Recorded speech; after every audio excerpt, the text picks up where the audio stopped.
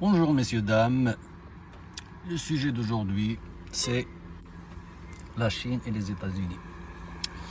On a remarqué dernièrement qu'il y a un séisme entre les États-Unis et la Chine. Car le F-35 et le F-22 ne sont plus les maîtres du ciel, car les radars du monde occidental n'ont rien vu. Le G-20 chinois est déjà en Iran sous la montagne et dans des bases. Et le plus étonnant, ils sont arrivés sans que les satellites et les radars occidentaux ne peuvent les repérer. Ils ne sont pas arrivés par la mer dans des bateaux comme pièces détachées, non, ils sont arrivés par le ciel, car le G-20 chinois, cet avion tellement furtif, est conçu pour abattre les AWACS et le F-35 et le F-22, car il possède des missiles qui sont cachés à l'intérieur et son empreinte par rapport au satellite, elle est vraiment faible, car les missiles qu'il possède, c'est des missiles RR, ils ont une portée beaucoup plus longue que celle de la F-35 et de la F-22, ce qui pose un grand problème aux Américains. Ça vraiment, personne ne s'attendait à ça.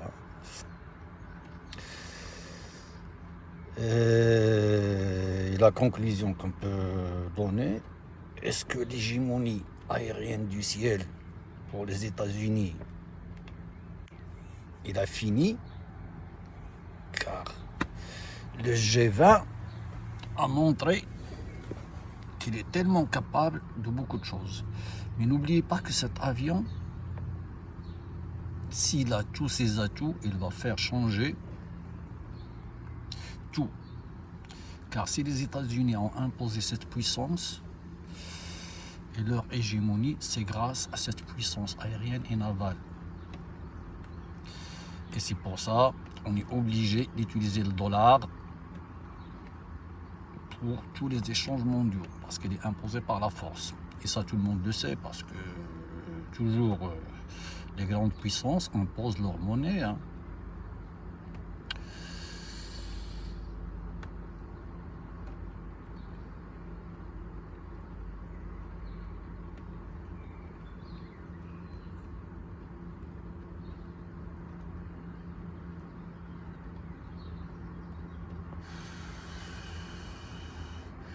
Et comme nous le savons tous, le Moyen-Orient, il est partagé en deux parties.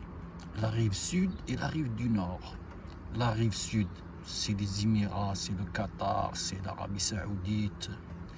Il y a 5 pays ou 6.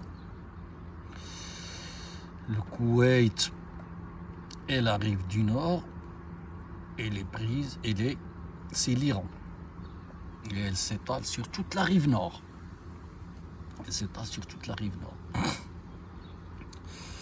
Et il contrôle tous les détroits, même au-delà du détroit, pour quasi 200 km.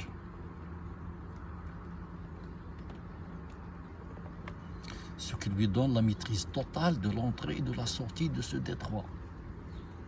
Et la preuve, nous l'avons vécu après le cessez-le-feu avec les Américains, que la flotte américaine, elle est tellement loin des côtes iraniennes, car il y a toujours le risque d'être touché par des missiles ou des drones iraniens, qui ont prouvé pendant cette guerre qu'ils sont vraiment efficaces. Il n'y a personne qui peut nier ça. C'est des drones et des missiles qui sont vraiment bien conçus pour aussi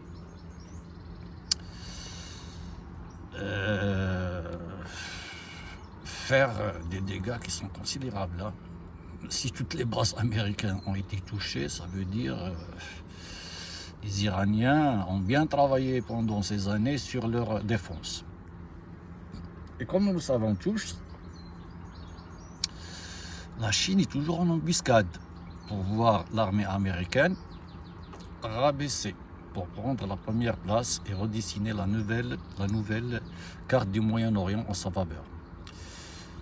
car les pays de cette région du Golfe pèsent beaucoup dans la finance mondiale. Déjà avec leurs fonds souverains, on sait bien qu'ils ont des fonds souverains qui sont vraiment, ils font mouche, et leur production de pétrole. Quasi 25% de la production mondiale sort de ce détroit-là.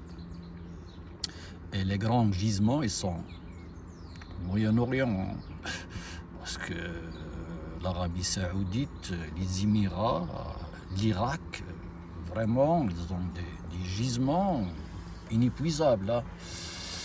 Et en plus de ça, c'est des gisements dont la production, il n'est pas très coûteux, parce qu'on trouve du pétrole à des profondeurs qui ne sont pas énormes.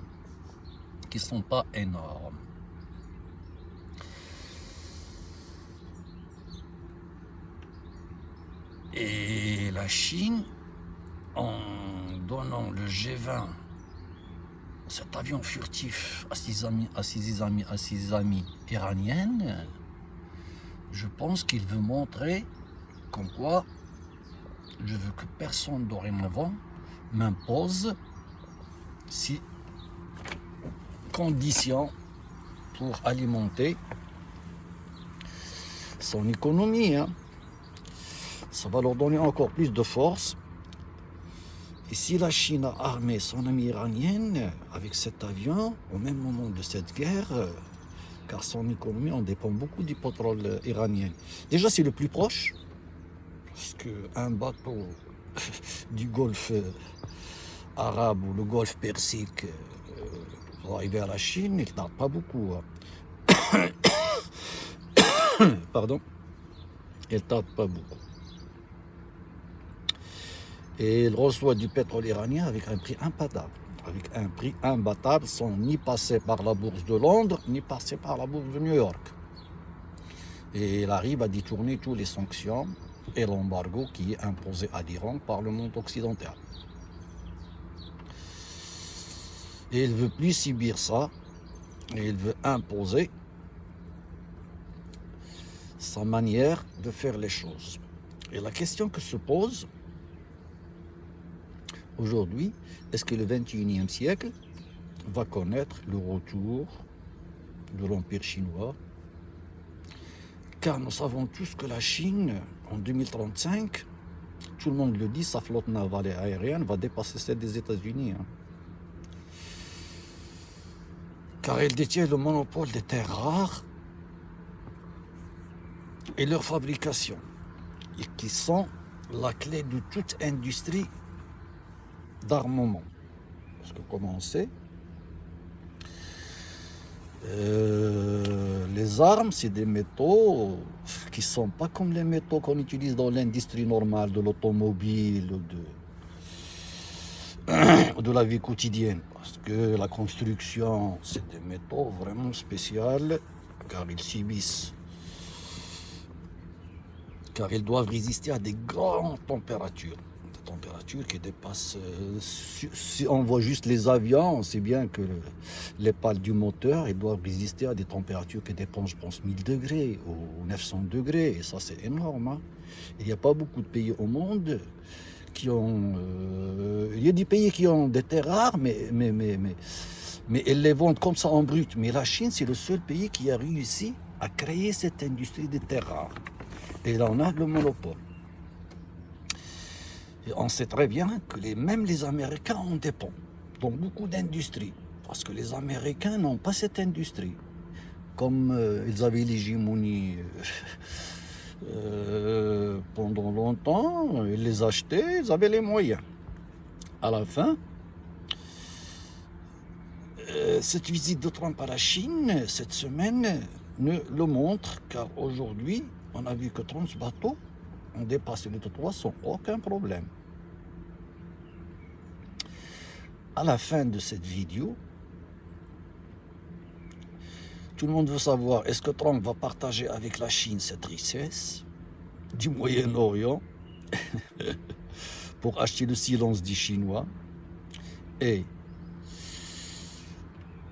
la rive nord va être pour les Chinois et la rive sud restera américaine? C'est une question qu'on pose.